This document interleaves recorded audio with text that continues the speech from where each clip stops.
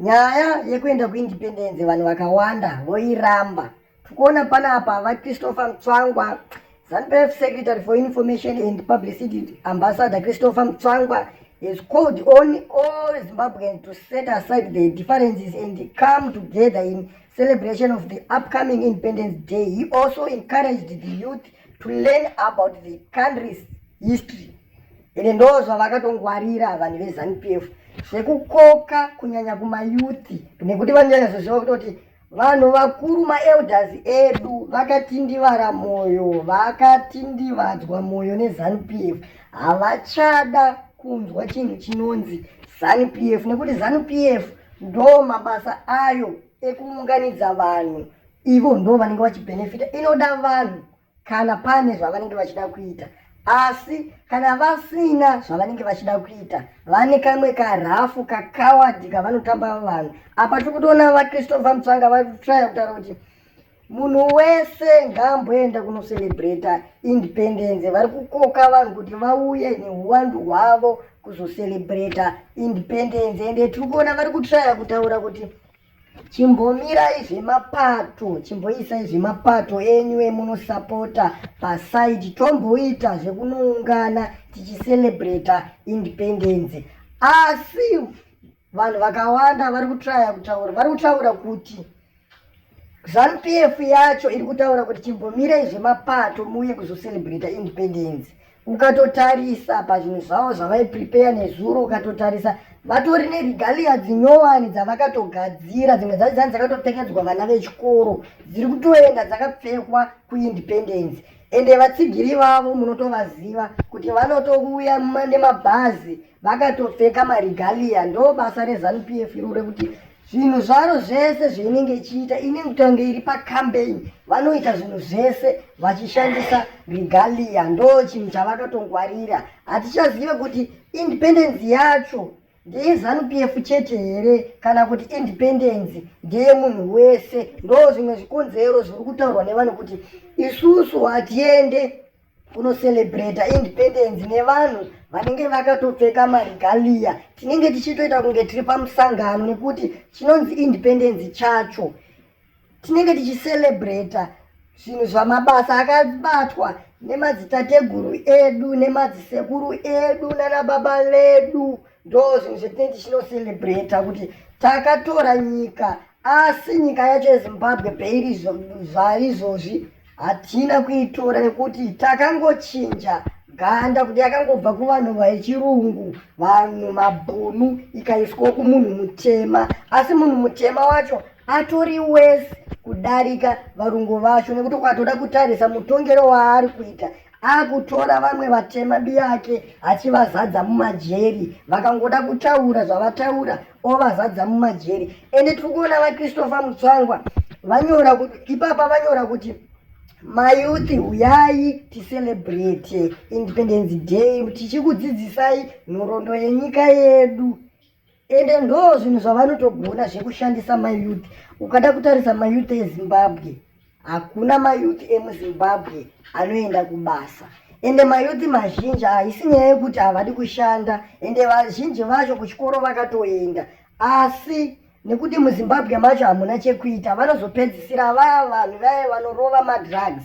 Ende ukada kutarisa madrugs acho kuti ari kutengeswa nani, madrugs anototengeswa nevamwe vevakuru vari muhurumende vanotozikanwa kuti uyu anotengesa madrugs. Asi munhu akangoita weZANU-PF, akangoita mukuru mubato reZANU-PF, kunyange munhu akatova MP weZANU-PF, anenge asisatotaurwe mabasa akaipa ake. Nyange akataurwa, polisi chaiyo haitosvike kwaari nekuti inenge ichitomutya, inotopiwa boundary rekusvika. Vanhu veZANU-PF vacho ivavo ndo vari kuuraya upenyu hwemageto youth. Vanomati mageto youth kana vasiri pamusangano, kana vaa kumusangano vanenge vachimati mayuthi enyika. Ndo mabasa eZANU-PF iyayo ekuti vanoshandisa vanhu. Asi tiri kuona mayuthi acho eZANU-PF acho yaanotoenda iyayo vanhu veve kutoti vatongojaira upenyu hwekudhakwa. Ende ndo vanhu vanoswera mucommunity vachiba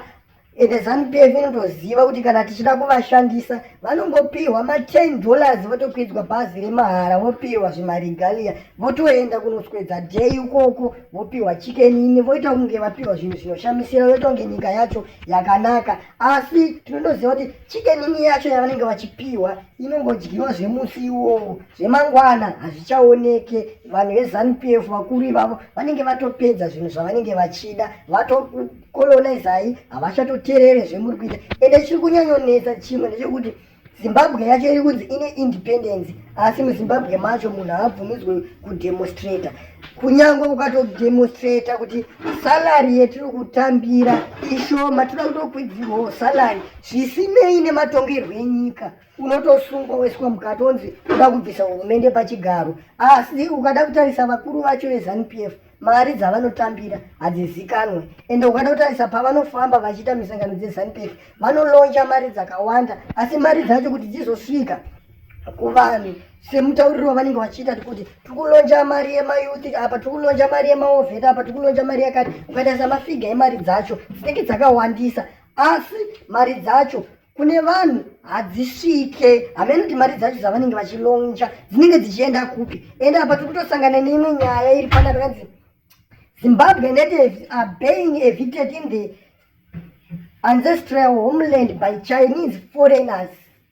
Tunaona kuti kuruwa kuri kwakadzingwa vanhu nezuro, vakapwanyirwa, zvinhu zvikasiyiwa zviri panze, vakasara vachirara panze. Asi tinoona panapa vanhu vari kuzama kutaura, vari kuti kupazwa kwakaitwa dzimba idzi hakusi kuti vaitageta vanhu vasina matitle deeds, but pari kunzi pari kutargetwa vakomana veZANU-PF vaya vaitengesa mastands nema$50. Asi chinonyanyonetsa muZimbabwe ndechekuti mayuth eZANU-PF kana kuti machairman eZANU-PF acho ureti machairman eZANU-PF ndo anotengesa mastands.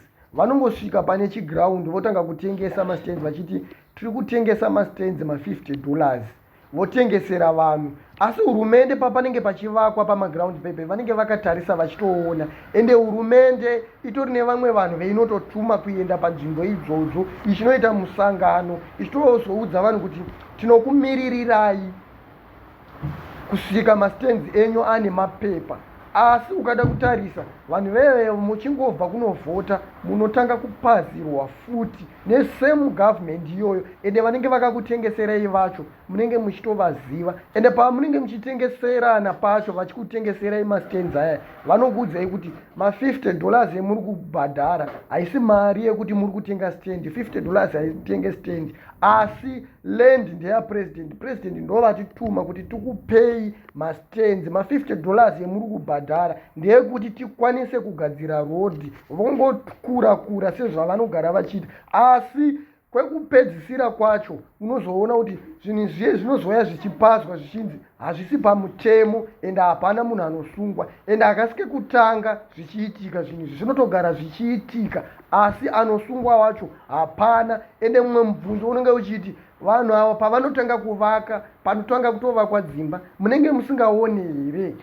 Munenge muchiona asi munoignowa nekuti ndivo vanhu vanenge vatuma vanhu vakuru veZANU-PF vacho. Asi kana zvavanenge vachida zvaita vanosvika votanga kupazira vanhu vaya futi. Kana yakusvika nguva yemakampeini vanotsvaga pamwe panosango votuma vakomana vavo vonoisa vanhu voti vhoterei ZANU-PF. Kana vavhoterwa vahwina zvavo zvaita vodzinga vanhu. Ameno kuti muri kupaona sei?